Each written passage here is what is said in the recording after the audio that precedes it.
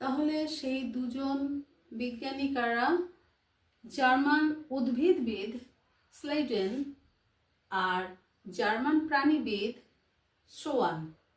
এই দুজনের দেওয়া কোষ সম্পর্কিত তথ্য একসঙ্গে নিয়ে তৈরি হলো কোষবাদ বা কোষতত্ত্ব।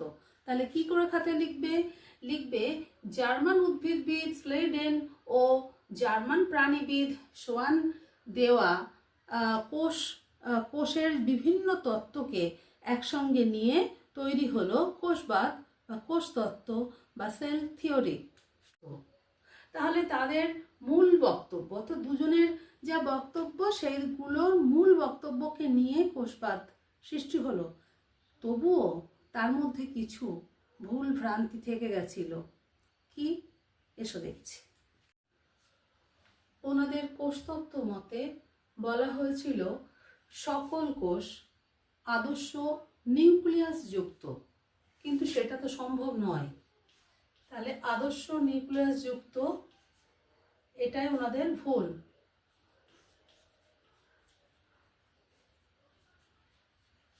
দুই নাম্বার বলেছিলেন কোষীয় অংশের যা গঠন বলেছিলেন সেই কোষীয় অংশগুলির বর্ণনা সে থেকে দেওয়া সম্ভব হয়নি।